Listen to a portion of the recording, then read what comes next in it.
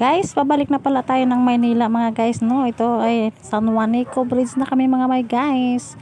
At napadaan kami dito ay alas 9 na ng gabi. Kaya ayan, dahil mga may guys ay bawal dito dumaan ng mga bus. At ang kailangan ang dadaan mga may guys, ang mga van lang mga may guys. Kaya ito na. Yes guys, dito na kami sa Alin mga may guys. Nakarating kami ay alas 5 na ng umaga mga guys. At ayan, kunti pa lang ang mga tao mga guys. Siguro ay mamaya-maya pa kami maitawag ng barko mga guys. At ang sabi ay mamaya pa daw at naghatid pa daw ang barko doon sa kabila sa Matnog mga guys. Kaya ay maghintay daw kami dito mga guys. Kaya ayan, mag-video-video muna tayo dito habang tayo ay naghihintay dito mga guys, no? At ayan guys, biglang lumami, natulog lang ako pagising ko, ang dami na pala mga tao sa kabilaan ko. Ay ayan, punong-puno na, naisip ko tuloy mga guys, ay kasya pa kami dito sa isang barko, ang puno na namin. At ang sabi ng katabi namin ay kung maitawag to lahat, punong-puno ang barko nito, parang isa lang daw ang barko ang magbibit-bit sa amin sa papuntang Matnog mga guys. Ang daming mga tao guys, punong-puno na. Hala, magkasya ba tayo dito sa barko? Paano na ba yan? Ang dami. Wala na, yung kaninang marami, kami na naman naiwan.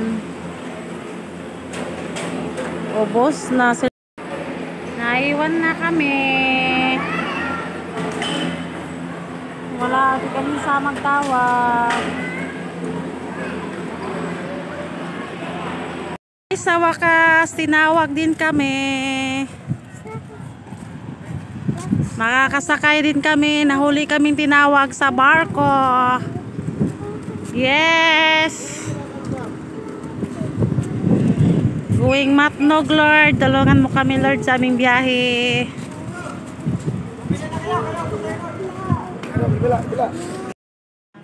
At habang nanakbo ang barko namin mga guys, ay nag-video-video muna si Modra dito banda. At ang puno nga namin talaga mga guys.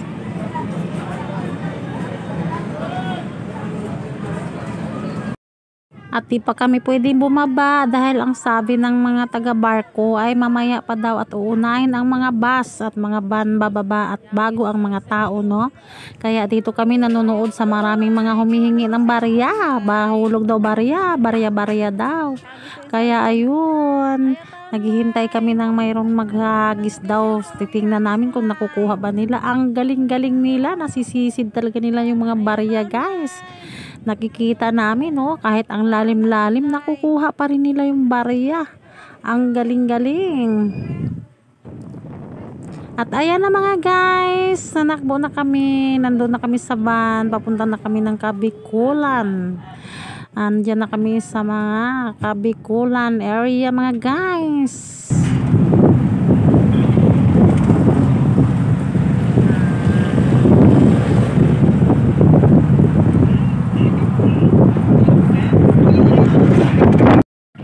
Ay sayang mga guys, hindi ko nabidyuhan ang bulkan.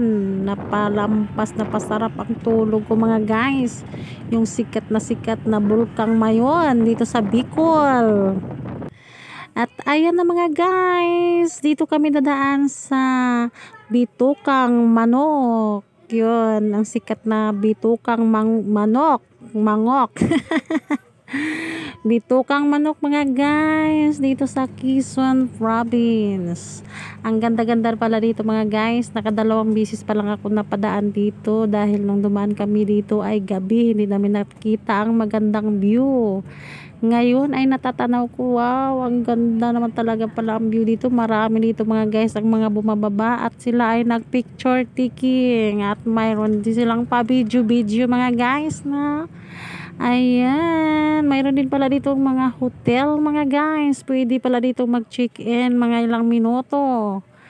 At ayan, dito yung pinakasikat mga guys. Mayroon ditong park. Marami na ako nakita dito mga sikat na mga vlogger mga guys na bumababa talaga sila dyan sa bandang yan.